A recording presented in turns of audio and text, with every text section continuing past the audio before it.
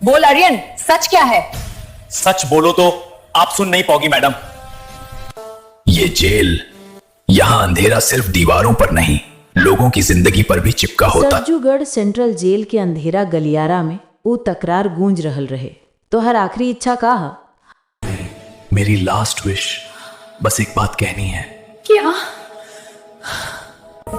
मैं शादी करना चाहता हूँ, मौत से पहले। तुम पागल हो गए हो? ई बात ना तो प्रेमी प्रेमिका के तकरार रहे, ना कोनो दिल लगी। ई जवाब देवे वाला रहे कैदी नंबर 482 आर्यन राज, जमुना के 2 दिन बाद फांसी के तारीख पक्का हो गेल रहे। हम हई इंस्पेक्टर तिशा सक्सेना, उम्र 30 बरस। जिंदगी के आधा हिस्सा कोठरी, लॉकअप, कोर्ट, थाना आज जेल के बदबूदार गलियारा में बीत गए। कई तरह के चेहरा देख ले बानी, कुछ नरम, कुछ क्रूर, कुछ मासूम और कुछ जिनका में इंसानियत के चिन्हों ना मिले। लेकिन आर्यन राज वो 19 बरस के दुबला पतला लईगा, उसके आंख में एगो ऐसन खामोशी रहे जैसे दुनिया ओकरा से सब कुछ छीन लेहलस, बाकी रू हार माने से इनकार करत रहे। ओकरा माई मिलने तब फपक फपक के रो दिहली, तू बेगुनाह बाड़ा बेटा। ओकरा आवाज दिले में चुभ गई। उहे दिन हमरा जिम्मा मिलल आर्यन से आखिरी ख्वाहिश पूछे के। हम सोचनी शायद घर वाला संग कुछ समय या बचपन के कोनो पसंद खाना, लेकिन जब सुपरिटेंडेंट के सामने पूछल गई तो हर आखिरी इच्छा का है, तब पूरा कमरा सन पड़ गई। आर्यन ठंडा लहजा में कहले, हम व्यद्धा से पहले बिया करे चाहत बानी आ अपनी मेहरारू के संग एक रात बितावे चाहत बानी। सुपरिटेंडेंट आ हम दोनों दंग। ओकरा मुंह से उम्मीद न रहे। कौन लड़की आई, कौन बियरी है इतना बड़ा जोखिम? आर्यन बोलल, आप मंदिर में ऐलान करा दी, जिक्रे मन होखी वो खुद चली आई। हम सब हंसी में उड़ा देनी लगे, कोई ना आई। लेकिन ऐलान के 1 घंटा बाद जेल के फाटक पर लाल जोड़ा में खड़ी मिलल 16-17 बरस की एक लड़की, ओकरा संगे एगो बूढ़ पुजारी। हमर आंखें फटी रह गई। लड़की धीरे से बोलली, हम अपन मर्जी से आयल बानी, हम आर्यन से ब्याह करे चाहत बानी, हम ओकरा से दिलो जान से चाहत बानी। कानून के हिसाब से जेल के आंगन में ब्याह भइल, मंत्र उच्चारण, फेरा, कसम, सब कुछ। रात होते लड़की के आर्यन के कोठरी तक छोड़ देहल गई। दरवाजा बंद।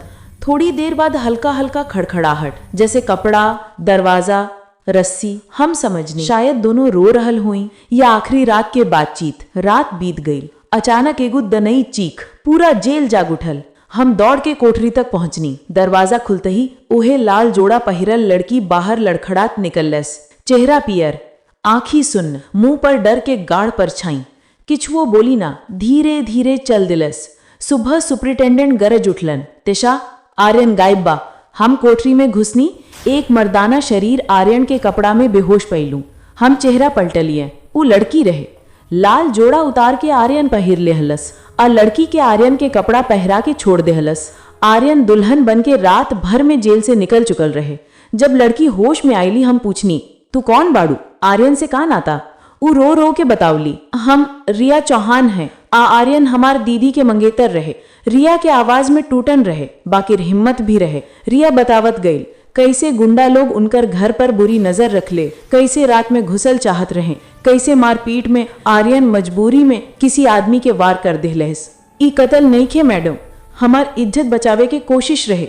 ओहे झगड़ा में रिया के दीदी मर गईली, असली गुनहगार भाग गईली। गरीबी में उनकर आवाज दबा देहल गई।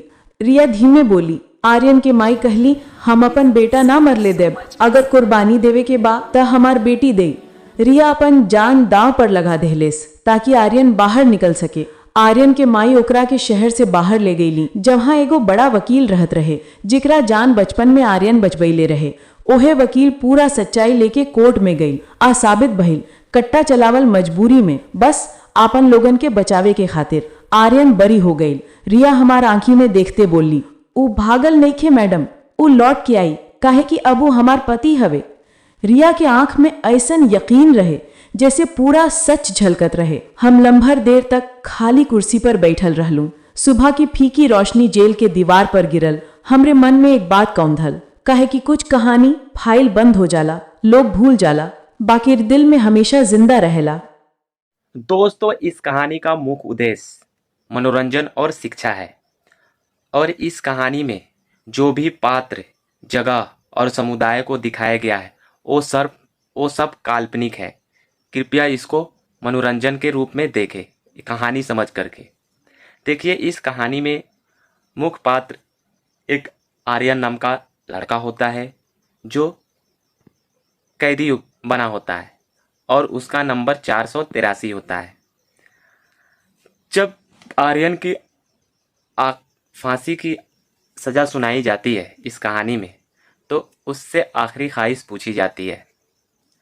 तो आर्यन बहुत ही नर्म मिजाज से इंस्पेक्टर को जवाब देता है कि मेरी आखिरी ख्वाहिश शादी करना है और लड़की के साथ एक रात बिताना है। ये आर्यन की बात सुनकर सारे पुलिस वाले शॉक्ड हो जाते हैं, ये कैसे पॉसिबल हो सकता है। तो आर्यन बोलता है आप ऐलान कराइए, जिसकी मर्जी होगी वो जरूर आएगी। तो आर्यन की ये ख्वाहिश पूरा करने के लिए मंदिर में ऐलान कराया जाता है। ऐलान के कुछ ही घंटे बाद इस कहानी में एक लड़की आती है जो एक्सेप्ट करती है कि मैं आर्यन से शादी करूंगा, और वो पंडित जी को लेकर ही आए रहती है पूरे तैयारी के साथ। और पूरी